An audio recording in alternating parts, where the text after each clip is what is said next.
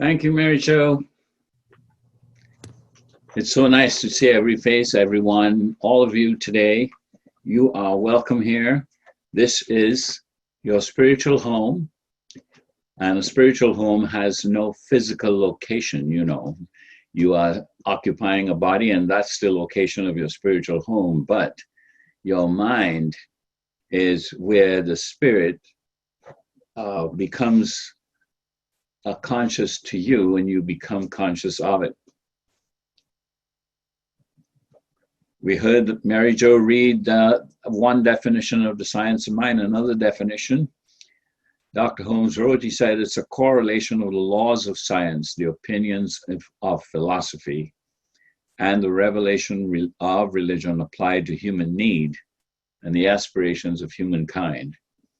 That was another definition, but it's just slightly different. There's nothing wrong with either one. They're both perfect. So today we're sharing with you some unusual ways to speak about our spiritual life. You see, when they decided to create a topic, a theme for the month, they came up with, they meaning Home Office, came up with the theme of the unchained spirituality. That's the theme, unchained spirituality. So you can take that to mean freedom in whatever direction you like, but it does mean that spirituality really frees someone in the most ways, in the most unusual ways too.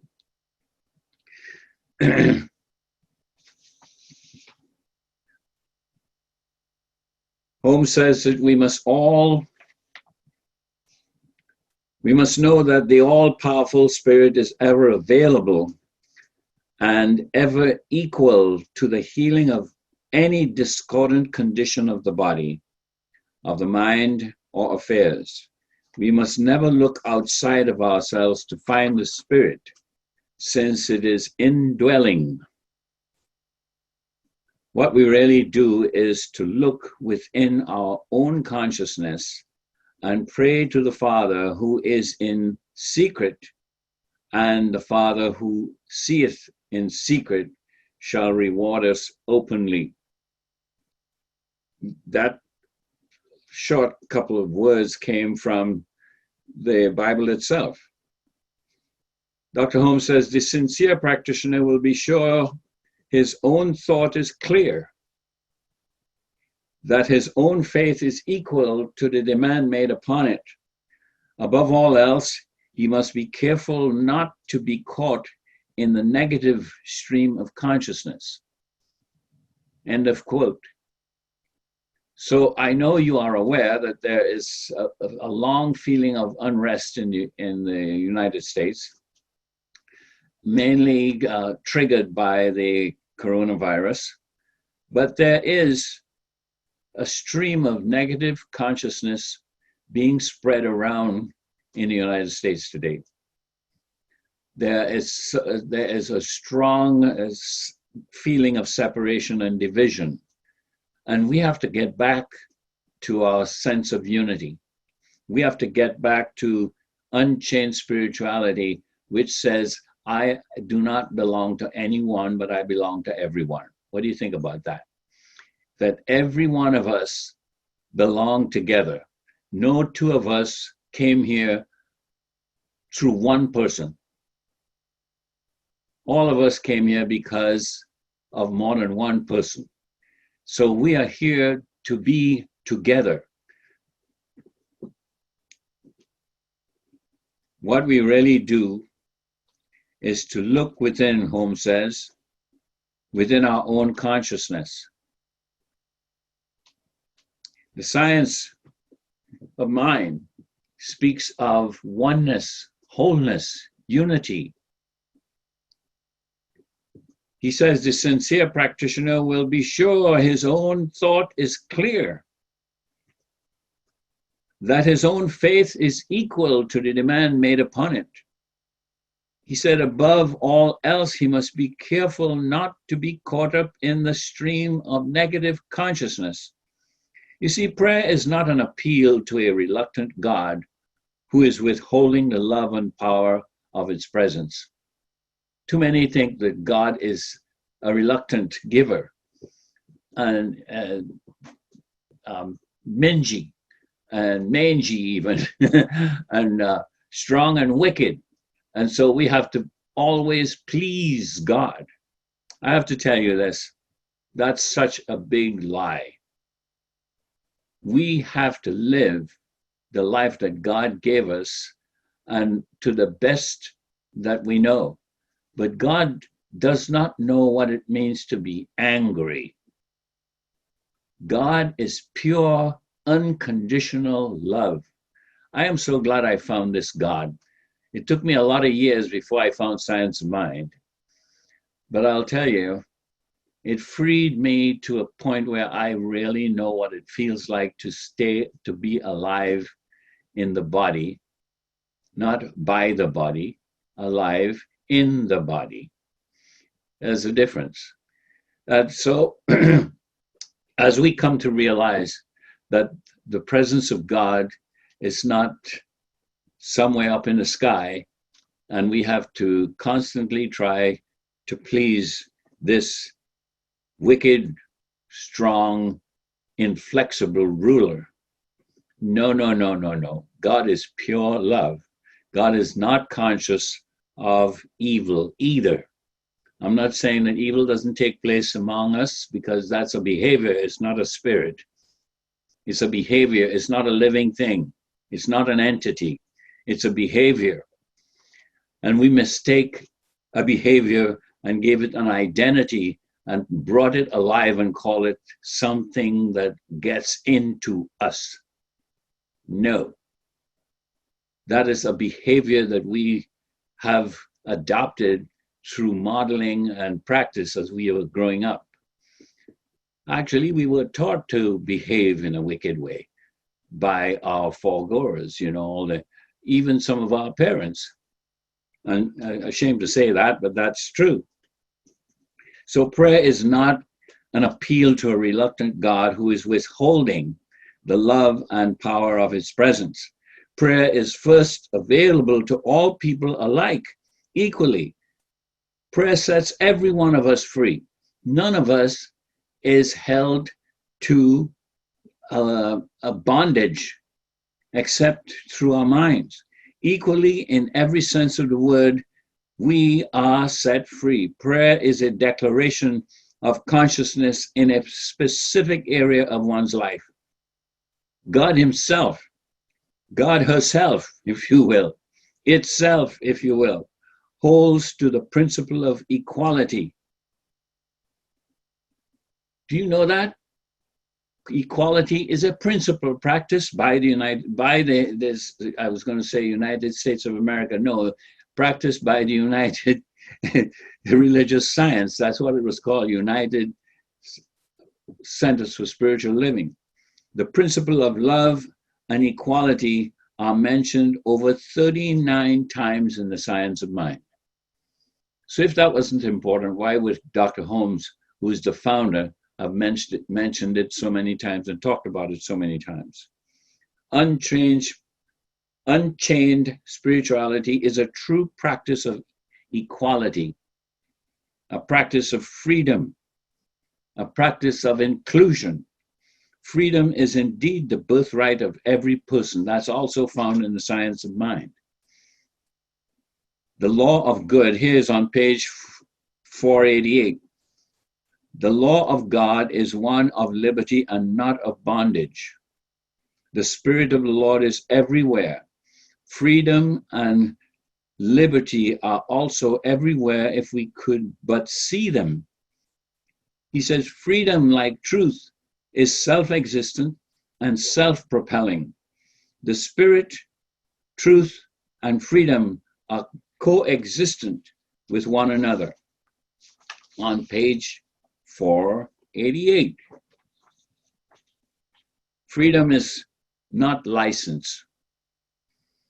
In other words, we don't have to misbehave and abuse people and become obnoxious because we think that's an expression of our freedom.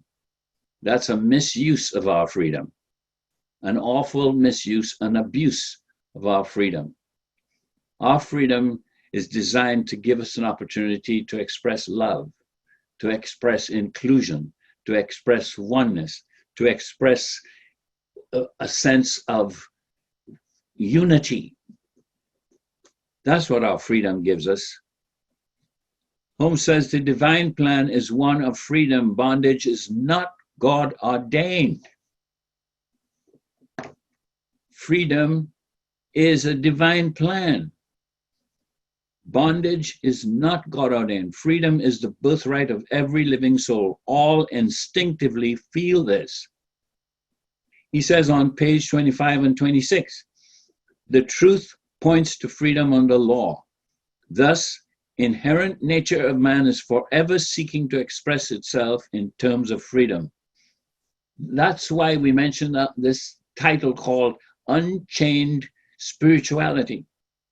We do well to listen to this inner voice, he says, for it tells us of a life wonderful in its scope, of a love beyond our fondest dreams, of a freedom which the soul craves. But the great love of the universe must be one with great law of our own being. You can't have love without law. And when you have law without love, that's not law. That's not equal. Think about that. When he says a practitioner to think of his client as a perfect entity, living in a perfect universe, surrounded by perfect situations and governed by perfect law, the entire universe is devoted to his good. All the Father hath is thine. All of this is part of our teaching, our universal truths. This is why I am still in the science of mind. You show me something better and I'll jump right on it. But I haven't found anything yet that can match the basic fundamental knowledge and principles of the science of mind. If we practice this philosophy, no one will be allowed to suffer without finding some assistance, without finding a way to be included. And the reason there's separation is because people fail to recognize that no one is so exclusive that they can be totally, totally isolated and still be happy. We need each other. So we need to remember the principle of inclusion. The kingdom of heaven is at hand. But this kingdom must be recognized. The recognition, he said, the recognition of this is a mental act. We must know that all powerful spirit is ever present and ever equal to the healing of any discordant condition of the body, of the mind, of affairs, or we must never look outside of ourselves for the spirit. You see, everything that we have, we are fully self-contained. Do you know that? You came as a total, complete package. God didn't make you and left part of you outside so somebody else is there to put it in. No way. We were made as complete individuations of God. Not just manifestations of God. A manifestation of God is a rock, a tree, but an individuation of God is a human being. Do you see the difference between a manifestation and an individuation? The spirit, since it is indwelling, what we really do is to look within our own consciousness and pray to the Father who is in secret, and the Father who is in secret, who seeth in secret, shall reward us openly. Do you want to have a successful life? seek intimacy with God. Seek an intimate relationship with that infinite wisdom that is pouring itself out on you that you have been unconscious of. Do you know something? You cannot experience something you're not conscious of. It could be happening all around you. You cannot experience it until you become conscious of it. That means you become aware of it. That means that you have had a way to take it in.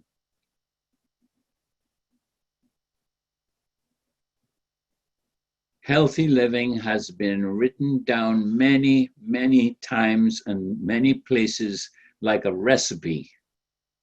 All we have to do is follow the recipe and we will have a perfectly well-baked life. And the fire is not too hot, and then the kneading is not too hard. Everything is just perfectly put together for a perfect bake. If you want to think of yourself as being well cooked. You see, separation is a malady. Separation is not a quality. Separation is a malady, a mental, psychological ailment.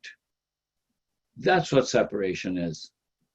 And why are we as human beings, still practicing separation and pulling people apart and setting people apart and making examples to prove that being apart is correct?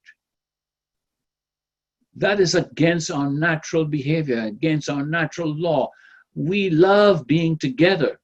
We love being one. We love speaking of people as an entity of a manifestation of God. Why is it that we have people in our world, in our society, who seek to create more separation? That's why we are called to prayer. That's why we are called to centering. To attain a sense of well-being, we are being called to a higher state of consciousness and practice. It is one of wholeness, of inclusivity, of oneness. It is the ability to see the divinity in all God's creation. We need to wake up to that. These are basic truths. I saw a kiss on somebody's head just took place. It was wonderful to watch. You see, we can learn the greatest skills of inclusion and balance, which result in a fulfilling, happy life that creates a world that works for everyone. Is that what we really want? My answer is a resounding yes.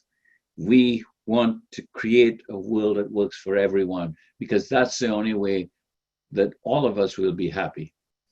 You know something? One person happy by themselves is not really happy.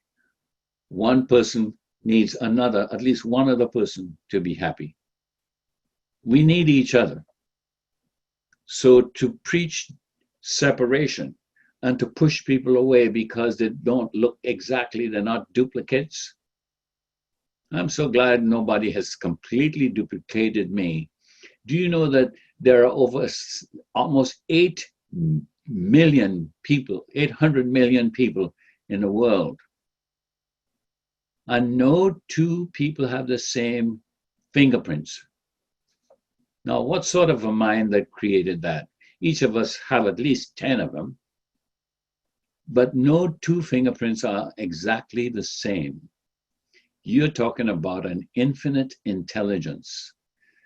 Infinite means there is no way to measure its capacity. There's no way to reach to take a plane and fly out of the presence of God. The fastest plane in the world still cannot fly out of the presence of God. Oh my God, what a wonderful God this is. What a wonderful, great creator this is. How incredible our life is that we have here. And we've been put on planet Earth to enjoy it, to make it wonderful for those who come after us and to remember those who've gone before us that laid the foundation on which we begin to build again. We learn the greatest skills of inclusion and balance which result in a fulfilling, happy life that creates a world that works for everyone. I declare for you then, for each of you, for every one of you, and for those who are just listening, from those who have just heard about us, I am declaring for everyone right now a lovely day of peace and true satisfaction in your attempt to create a world of inclusion, a world that works for everyone. Indeed, indeed, we are all perfect entities already, living in a perfect universe, surrounded by perfect situations and governed by perfect law. The entire universe, listen to this, the entire universe is devoted to our good. Do you know something? You want to prove it? Dig a hole in the ground and put a seed and water it. And with good patience, watch what happens. Watch what happens. You plant a seed and you cover it with concrete and create one tiny little crack in the concrete. You know what? That plant is going to come through that concrete without a scratch. I have proven this more than once. I remember taking my camera and getting down on the concrete to take a photo of a brand new, beautiful, shiny leaf that came through the concrete, and there wasn't one scratch on it. What is this great magic we call life? This great, wonderful thing that we have to live and to share with others. Why don't we do that? Why is there so much separation? So I'm going to read again the part that was read before. The sincere practitioner will be sure his thought is clear, that his own faith is equal to the demand made upon it. Above all else, he must be careful not to be caught in the negative stream of consciousness. The kingdom of heaven is at hand, but the kingdom must be recognized. The recognition is a mental act. We must know that the all-powerful Spirit is ever available and ever equal to the healing of any discordant condition of the body, mind, or affairs. We must never look outside of ourselves to find this Spirit, since it is indwelling. So the only part of this morning's message, if the only part of this morning message you remember is this: let your memory take hold of this now.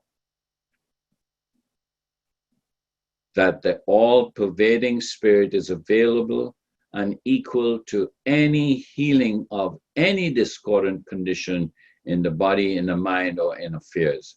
Take hold of that. And take time to muse. Take time to reflect. Take time to be silent. Take time to be in awe. Take time to contemplate. Take time to meditate. Take time to be alone with God. Take time to be quiet.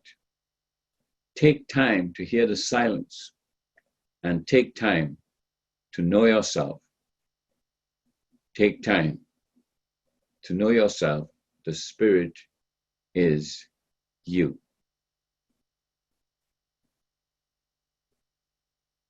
I send off this message into your heart, into your minds, and hopefully into your life practice, so that you can become one of those people who helps another to experience a world that works for everyone.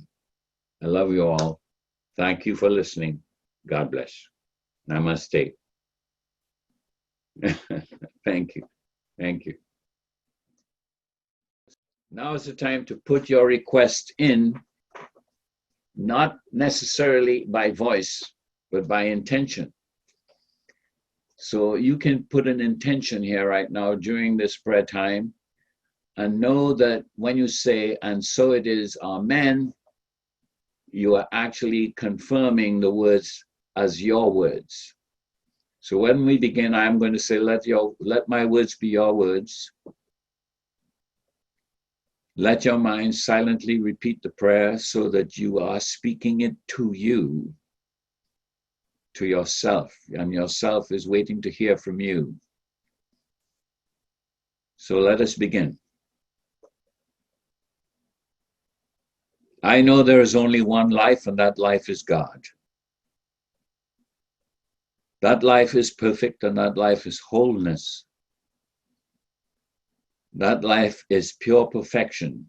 It is the one life that is the life of every life. It's the one of all the ones. It's the being of all beings. It is the first manifestation. Individuation takes place as a result of this one single power called God, the divine presence. I know that that presence exists, and I know that my life is of that life, made out of it, and inherently owns all its qualities. And since I know this is true about myself, I know it is true about everyone here this morning at this program and everyone who's not. Every living human being is an individuation of the one presence, empowered by thought, which comes from the one presence, the power of thought. And because we have the power to think, and we learn how to think, like the great philosopher of the past, to learn how to think is to learn how to live. We are learning how to think that our living can be a better, more effective, more fulfilling experience in this body. I take this moment to declare that the physical body is created and sustained by that one presence and that one power. It animates every organ, every action, every function. There is perfect circulation, perfect assimilation, and perfect elimination. There is no inaction, no confusion, no congestion. This body is motion. Motion is moving into the rhythm of life constantly. The rhythm of life and wholeness is flowing through every organ, every action, every function of this body. I know this is true about everyone within the sound of my voice, by whatever means, by everyone who amens to this wonderful thought of wholeness. There is physical movement toward health, vitality, strength, and fulfillment. I declare that all our plans fall into harmony with life, fall into the rhythm of oneness and wholeness, so that we too are fulfilled and made whole over and over again. I give thanks for the power of the spoken word, knowing that it is operated upon right now, even before they are spoken audibly. All is well. I declare it so, and I release it to this power that is greater than I am, that's able to bring this to pass. Join me as we say together, and so it is. Amen.